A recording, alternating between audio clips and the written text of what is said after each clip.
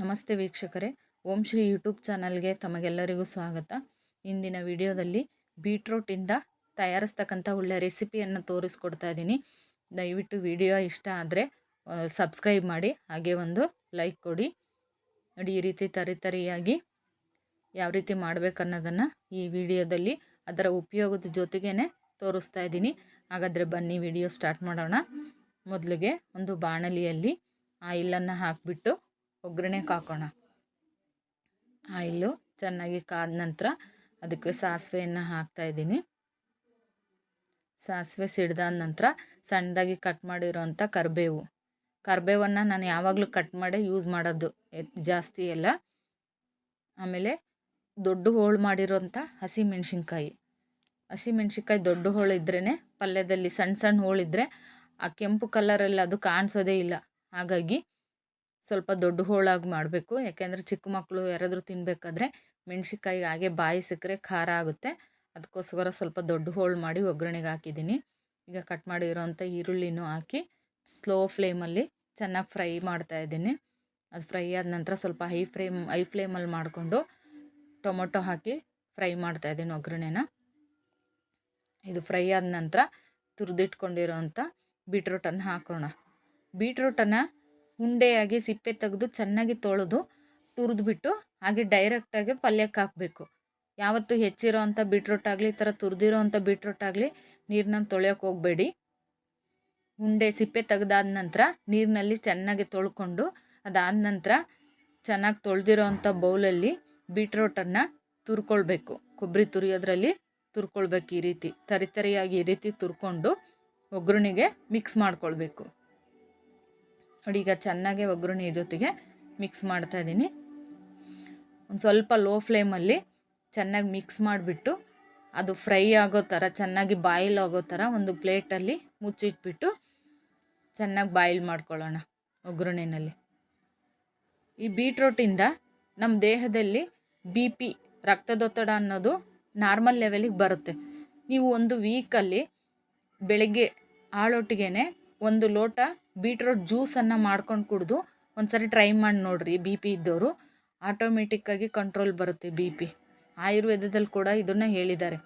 Beetroot ಜ್ಯೂಸನ್ನು ಹಾಳೊಟ್ಟಿನಲ್ಲಿ ಕುಡಿಯೋದ್ರಿಂದ ರಕ್ತದೊತ್ತಡವನ್ನು ನಾವು ನಾರ್ಮಲ್ ಸ್ಥಿತಿಗೆ ತರಬಹುದು ಅಂತೇಳಿ.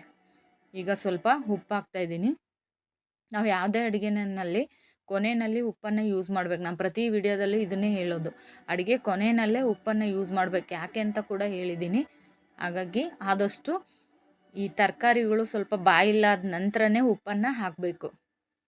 ನೋಡಿ, ಈಗ ಉಪ್ಪನ್ನು ಹಾಕಿ ಚೆನ್ನಾಗೆಲ್ಲ ಒಗ್ಗರಣೆನ ಮಿಕ್ಸ್ ಮಾಡಿದ್ದೀನಿ. ಈಗ ಚೆನ್ನಾಗಿ ಫ್ರೈ ಆಗೋದಕ್ಕೆ, ಅದು ಬೇಯಲಿಕ್ಕೆ ಸ್ವಲ್ಪ ಟೈಮ್ ಬೇಕು. ಆ ಬೀಟ್ರೂಟಲ್ಲಿರ್ತಕ್ಕಂಥ ನೀರಿನ ಅಂಶ ಎಲ್ಲ ಪೂರ್ತಿ ಆವಿಯಾಗಿ ಹೋಗಿ ಆ ಒಗ್ಗರಣೆಲೆದಲು ಬಾಯ್ಲ್ ಆಗಬೇಕು. ಆವಾಗಲೇ ಒಳ್ಳೆ ಟೇಸ್ಟ್ ಸಿಗೋದು ಈ ಬೀಟ್ರೂಟ್ ಪಲ್ಯ. ಈಗ ಬೀಟ್ರೂಟಿಂದ ರಕ್ತದೊತ್ತಡ ಒಂದು ಹೇಳಿದೆ. ಇನ್ನೊಂದು ಏನಪ್ಪ ಅಂತಂದರೆ, ನಮ್ಮ ದೇಹದಲ್ಲಿ ಕೆಂಪು ರಕ್ತಕಣಗಳು ಅಂತ ಇರ್ತವೆ, ರೆಡ್ ಬ್ಲಡ್ ಸೆಲ್ಸು. ಅದು ಏನಾದರೂ ಕಡಿಮೆ ಇತ್ತು ಅಂದರೆ ಈ ಬೀಟ್ರೂಟಿಂದ ಅವು ರೈಸ್ ಆಗ್ತವೆ, ಜಾಸ್ತಿ ಆಗ್ತವೆ. ಈಗ ನಮ್ಮ ರಕ್ತದಲ್ಲಿ HB ಏನಾದ್ರು ಕಡಿಮೆ ಇತ್ತು, ಹಿಮೋಗ್ಲೋಬಿನ್ ಅಂಶ ಕಡಿಮೆ ಇತ್ತು ಅಂದರೆ ಬೀಟ್ರೂಟಿಂದ ಹಿಮೋಗ್ಲೋಬಿನ್ ಅಂಶ ಜಾಸ್ತಿ ಆಗುತ್ತೆ. ಹಾಗಾಗಿ ಈ ಕನಿಷ್ಠ ವಾರದಲ್ಲಿ 2 ಬಾರಿಯಾದರೂ ನಾವು ಬೀಟ್ರೂಟ್ ಪಲ್ಯವನ್ನು, ಒಟ್ಟು ಯಾವುದೇ ರೀತಿಯಲ್ಲಾಗಲಿ ಬೀಟ್ರೂಟನ್ನು ನಾವು ಆಹಾರವಾಗಿ ಸೇವಿಸಬೇಕು. ಈಗ ಹೆಚ್ಚಿಟ್ಕೊಂಡಿರೋ ಅಂಥ ಕೊತ್ತಂಬರಿ ಸೊಪ್ಪು ಮತ್ತು ತೆಂಗಿನಕಾಯಿ ತುರಿ ಎರಡನ್ನೂ ಕೂಡ ಆ್ಯಡ್ ಮಾಡ್ತಾಯಿದ್ದೀನಿ. ನೋಡಿ, ಇದು ಕೊನೆಯಲ್ಲಿ ಹಾಕೋ ಅಂಥದ್ದು. ಈಗ ಇದು ಸ್ವಲ್ಪ ಬಾಯ್ಲ್ ಆಗೋ ಥರ ಒಂದು ಪ್ಲೇಟನ್ನು ಮುಚ್ಚಿ ಬಾಯ್ಲ್ ಆಗೋಕ್ಕೆ ಬಿಡೋಣ. ನಾನು ಆಲ್ರೆಡಿ ಬೀಟ್ರೂಟಿಂದ ಹೇಳಿದೆ, ಹಸಿ ಬೀಟ್ರೂಟ್ ತಿಂದ್ರೂ ತುಂಬ ಟೇಸ್ಟಿಯಾಗಿರುತ್ತೆ. ಅದು ತಿನ್ನೋಕ್ಕಾಗಲಿಲ್ಲ ಅನ್ನೋರು ಈ ರೀತಿ ಟೇಸ್ಟಿಯಾಗಿ ಒಳ್ಳೆ ರೆಸಿಪಿ ಮಾಡ್ಕೊಂಡು ಕೂಡ ತಿನ್ಬೋದು. ಇದು ಚಪಾತಿಗೆ ಎಷ್ಟು ಟೇಸ್ಟ್ ಇರುತ್ತೆ ಅಂತಂದರೆ, ಒಂದು ಸಾರಿ ಏನಾರ ತಿಂದಿರೋರು ಮತ್ತೆ ಮತ್ತೆ ಬೇಕಪ್ಪ ಇದು ಅಂತ ಅಂತಾರೆ, ಅಷ್ಟು ಚೆನ್ನಾಗಿರುತ್ತೆ ಟೇಸ್ಟಿಯಾಗಿ. ನೋಡಿ, ಈಗ ಚೆನ್ನಾಗೆಲ್ಲ ಮಿಕ್ಸ್ ಮಾಡಿದ್ದೀನಿ. ಕೊತ್ತಂಬರಿ ಸೊಪ್ಪು ಮತ್ತು ಕಾಯಿ ತುರಿ ಹಾಕಿದ ನಂತರ ಚೆನ್ನಾಗೆಲ್ಲ ಮಿಕ್ಸ್ ಮಾಡಿಬಿಟ್ಟು ಅದರಲ್ಲಿ ನೀರಿನ ಅಂಶ ಹೋಗಿದೆಯೋ ಇಲ್ಲೋ ಅಂತ ಒಂದು ಸಾರಿ ಚೆಕ್ ಮಾಡ್ಕೊಳ್ಬಹುದು. ನೋಡಿ, ಫ್ರೈ ಮಾಡಿಬಿಟ್ಟು ತಳಭಾಗದಲ್ಲಿ ನೀರಿನ ಅಂಶ ಇದೆಯೋ ಇಲ್ಲೋ ಅಂತ ಚಮಚದಲ್ಲಿ ನೋಡಿಬಿಟ್ಟು ಬಾಯ್ಲ್ ಆಗಿದೆಯೋ ಇಲ್ಲೋ ಅನ್ನೋದನ್ನು ನೋಡಬಹುದು. ನೋಡಿ, ಇನ್ನೂ ಅದು ನೀರಿನ ಅಂಶ ಇದೆ. ಸಂಪೂರ್ಣವಾಗಿ ನೀರಿನ ಅಂಶ ಆವಿಯಾಗಿ ಹೋಗೋ ಥರ ಬಾಯ್ಲ್ ಮಾಡ್ಕೊಳ್ಬೇಕು.